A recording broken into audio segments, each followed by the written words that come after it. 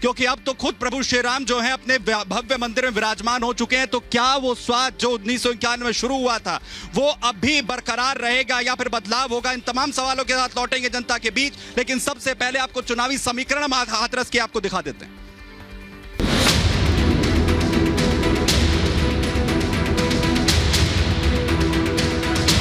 मोदी जी का, योगी जी का अल्लाह है। वोट कहीं भी डालो जीतेगा मोदी। सब कुछ मिल रहा है, मोदी जी के राज में मिल रहा है, क्या सपा सरकार में मिला है? मोदी और योगी आने चाहिए। अब की बार 400 पार। अपनी हास्य कविताओं से सबको ठहाके लगाने पर मजबूर करने वाले काका हाथरसी की जन्मभूमि और कर्मभूमि हाथरस अब राजनीति में अलग ही गर्माहट पैदा करती नजर आ रही है। कहने को तो हाथरस में मसाले भी बनते हैं, लेकिन हाथरस की चुनावी हींग इस बार के लोकसभा चुनाव का रुख तय कर रही है। हाथरस की पश्चिमी उत्तर प्रदेश की अहम लोकसभा सीटों में गिनती होती है। हाथरस सीट पर बीजेपी की इस बार खासा नजर है। इसकी वजह यह है कि पीएम मोदी अपने गढ़ में विपक्ष को सेंधमारी करने देने के मूड में नहीं दिख रहे। हाथरस सीट लंबे वक्त से विपक्ष के पास रही है, लेकिन करीब 2 दशक से यहाँ पर बीजेपी का ही वर्चस्व है। ब्रज का प्रवेश द्वार कहे जाने वाले हाथरस को जीतने के लिए सभी राजनीतिक दल जी जान लगा रहे हैं। यूपी के सीएम योगी आदित्यनाथ भी हाथरस पहुंचे और विपक्ष पर जमकर प्रहार किया। यहाँ से एक बार फिर योगी ने गौकशी के मुद्दे को उठाया। जो आप नहीं खाते हैं वे खाना चाहते हैं, उसके लिए स्वतंत्रता देंगे, यानी उनको गौकशी की छूट देंगे। क्या आप गौकशी की छूट दिलवाएंगे कांग्रेस सपा बसपा के लोगों को? सीएम योगी आदित्यनाथ ने कांग्रेस को आड़े हाथों लिया। उसकी सहयोगी समाजवादी पार्टी के अध्यक्ष अखिलेश यादव पर भी तीखा हमला बोला।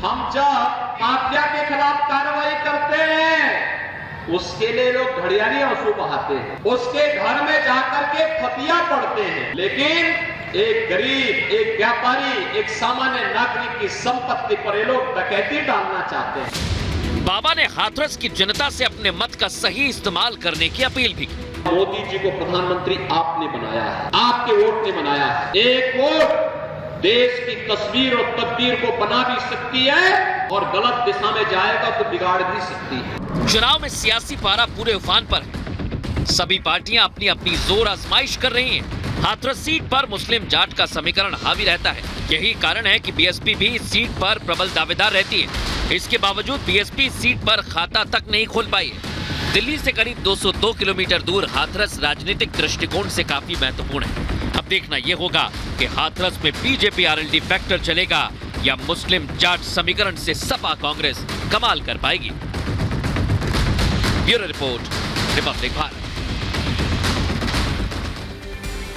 तो खुद आज उत्तर प्रदेश के सीएम योगी आदित्यनाथ हाथरस की सीट पर थे और लगातार उन्होंने हमला बोला ना सिर्फ कांग्रेस पर बल्कि समाजवादी पार्टी पर भी। लेकिन जनता क्या चाहती है, पहले मैं वहां से शुरुआत यहां पर करना चाहूंगा। भाई साहब, क्या नाम है? नवनीत गौतम नाम। हाथरस का क्या हाल है इस बार नवनीत जी? हाथरस जीत रही है, भाजपा पूरे जोर शोर से जीत रही है। इस बार लोकदल हमारे साथ है, हम लोग 5 लाख वोटों से जीतेंगे। पर मेरा एक सवाल है, ये कांग्रेस के जिलाध्यक्ष चंद्रगुप्त विक्रमादित्य से एक सवाल है कि खुद को जनेऊधारी ब्राह्मण कहने वाले इनकी पार्टी के युवराज नवरात्रों में अगर मांस खाते हैं तो उस पर ये क्या बोलना चाहेंगे? या शहर के लोगों को शकल दिखाने लायक है ये कांग्रेस के लोग? एक और सवाल, आप बताइए क्या माहौल है जरा यहाँ के सीट का बताइए। सर, भाजपा जीत रही है, निश्चित जीतेगी। 5 लाख ऊपर से वोटों से जीते। क्यों? क्योंकि भाजपा ने जो शासन हमें दिया है, शायद ही ऐसा कोई शासन कोई भी सरकार दे सकती। अब के ये तो अपने मैनिफेस्टो में भी ऐसा ले आए, इनहेरिटेंस टैक्स, कि हम कमाएंगे और कोई और मौज मारेगा। 55% तक आप देने की बात कर रहे हैं। सैम पित्रोदा जी अमेरिका में बैठ के बता रहे हैं विरासत टैक्स से जनता नाराज नजर आ रही है। जरा इधर से भी ले लेते हैं जरा सवाल, बताइए कि विरासत टैक्स को लेकर डर लग रहा है क्या कुछ?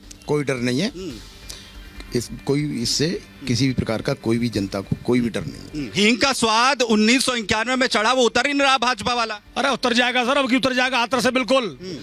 बीएसपी क्लियर कर देगी कितनी वोटों से। खाता ही नहीं खुला है लेकिन बीएसपी का। और मैं श्वेता जी के साथ शुरुआत जो है यहाँ पर करूंगा। श्वेता जी, पहले ये बता दीजिए, 1991 से राम लहर के साथ शुरुआत हुई थी, अब तो राम मंदिर भी बन गया। ये हींग का स्वाद नहीं उतर रहा है, भाजपा का स्वाद नहीं उतर रहा है हाथरसी के जो है जबान से। देखिए, सबसे पहले तो मैं दाऊ बाबा रेवती मैया के चरणों में प्रणाम करती हूँ और मेरे समक्ष जितनी भी जनता जनार्दन खड़ी है सभी के चरणों में वंदन करती हूँ, नमन करती हूँ। बड़े सौभाग्य की बात है कि आज मैं भारतीय जनता पार्टी की तरफ से आज मैं रिप्रेजेंट कर रही हूँ आर भारत को, तो थैंक यू सो मच। आपके लिए मैं बोलूंगी कि आपने मुझे यहाँ पार्टी की तरफ से बोलने का मौका दिया, तो मैं ये कहना चाहूंगी कि राम मंदिर की लहर में जो आज हमने राम मंदिर की जो प्राण प्रतिष्ठा का जो कार्य, एक भव्य कार्य किया है, उसकी गूंज भारत में ही नहीं अपितु पूरे विश्व में जागृत हुई है। और आप ये देखिए, पूरा विश्व आज राममय है और राम जी के चरणों में झुकने को तैयार है, जिसने भारत की संस्कृति, प्रभुता और अखंडता को बनाने के लिए सर्वस्व न्योछावर कर दिया। ऐसे मेरे देश के प्रधानमंत्री हैं और नो डाउट मैं कह सकती हूँ कि मैं पूरे बहुमत के साथ विक्रमादित्य जी, पहला सवाल ही यही आया कि जो चुनावी माहौल बनाने वाले थे, चुनावी पंडित बने हुए थे, अब कहां चले गए? और अब वो सीधा सवाल यही पूछती है जनता आपसे। और हाथरस पे तो 40 साल हो गए इंतजार करते करते। हाथरस में जरूर 40 साल हो गए इंतजार करते करते। मेरा भी यही, आपसे भी आर भारत का मैं स्वागत करता हूं ब्रज की धेरी में, और ब्रज की धेरी में अतिथि देवो भव, हमारे अतिथि आपका स्वागत। बहुत धन्यवाद। और 40 साल हो गए, मैं पूछना चाहता हूं इनके सांसद ने 40 साल में हाथरस को क्या दिया?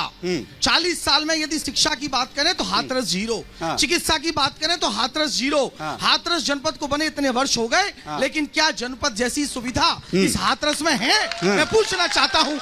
I object to you, मैं आपसे कहना चाहूंगी। और यदि वास्तव में ऐसा था तो क्यों इनको अपने सांसद को चेहरा बदलना पड़ा? इसका कारण था कि जनता इनसे ऊब चुकी है। काउंटर ले लेता हूं, और जनता काउंटर ले लेता हूं कि 40 साल में फिर भी जो है पाठ क्यों नहीं पढ़ पाए? जरा श्वेता जी बता दीजिए।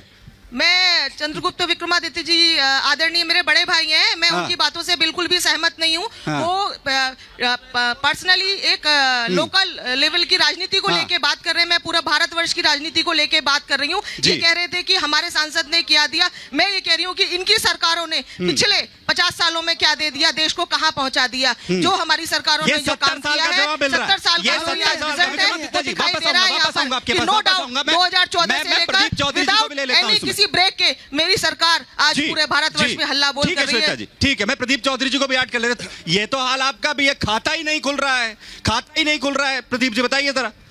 ये आपके चैनल के नजरिए से खाता नहीं खुल रहा है। अरे मैं तो हाथरस सीट की बात कर रहा हूँ, मैं तो हाथरस सीट की बात कर रहा हूँ। आप बोलिएगा। नहीं, मैंने वही बोला, मैं सुन रहा था। ठीक है, चलिए बोलिए। मैं यहाँ खड़ा होने नहीं आया हूँ।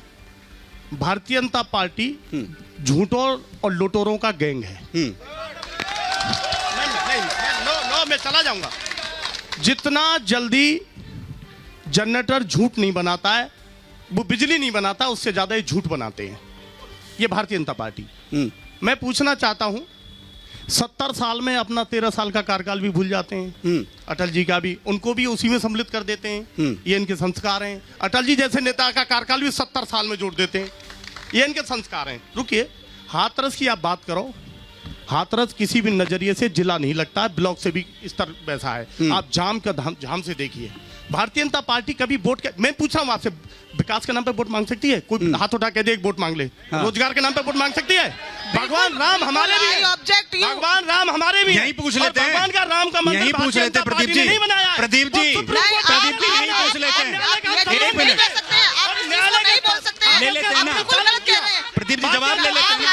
आपकी सरकारों ने पिछले 70 सालों में जो स्थिति पैदा की है, उसे पूरे भारतवर्ष को करते हुए गुजर दिया। मैं नहीं, ऐसे बोलने से कुछ नहीं होगा। नहीं, आप आई ऑब्जेक्ट। नो, एक मिनट पीछे होके। अरे ऐसे रुकिए। बिल्कुल नहीं, ये लोगों की भावनाओं के साथ खिलवाड़ कर रहे हैं आप। सवाल पूछे, ठीक है, सवाल चिल्लाइए मत, सवाल पूछिए ना। अरे सवाल पूछिए, चिल्लाइए मत, सवाल पूछिए। प्रदीप जी जवाब पूछ लीजिए, सवाल सुन लीजिए, सवाल सुन लीजिए, सवाल पूछिए। राम मंदिर, आप राम मंदिर की बात करते हो, राम मंदिर आज तक क्यों नहीं बना था? आपकी सरकार ने गोलियां चलवाई कार सेवकों पे, आप राम मंदिर की बात करते हो, राम मंदिर आज तक क्यों नहीं बना? चलिए ठीक है, ये प्रदीप जी एक मिनट प्रदीप जी अब जरा सुन लीजिए। प्रदीप जी, बसपा भी आई हुई है, कांग्रेस भी आई हुई है। श्वेता जी जरा जवाब, श्वेता जी राम मंदिर वही बनाएंगे, तारीख नहीं बताएंगे जी। एक मिनट प्रदीप जी, अगर आप चुनावी भाषण करेंगे तो उसका भी कोई फायदा नहीं होगा। बिल्कुल अपनी बात कट टू कट रखेंगे। बिल्कुल